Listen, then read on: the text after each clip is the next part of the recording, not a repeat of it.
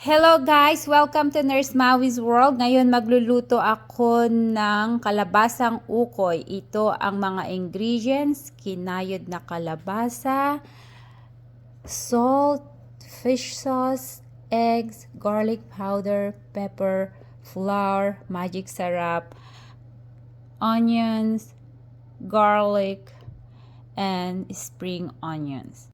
So guys, paghalo-haloin lang natin. So, dapat to kakamayin talaga. Lagay ko na yung eggs,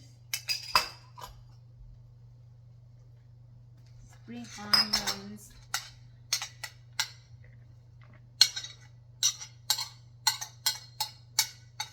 dami. Yung salt guys, ibabahala na kayo kung gaano ka salty ang gusto nyo. Gaano kaalat. Mahilig kami sa patis. Lagay ko na lahat. Ubus na eh.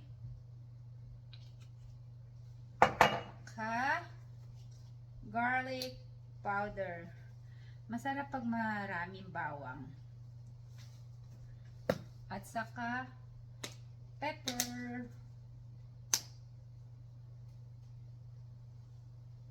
Of course guys, lagyan din natin ng harina para kumapit.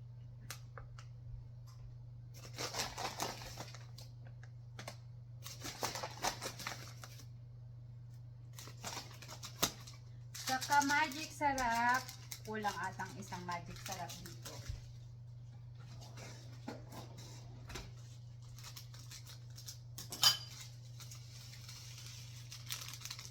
So guys, halo-haluin.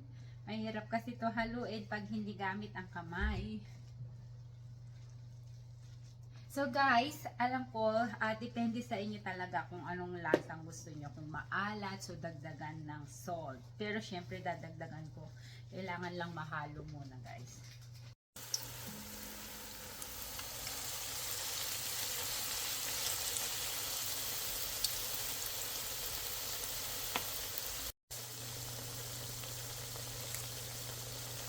So guys, ito luto na ang iba. Tikman natin.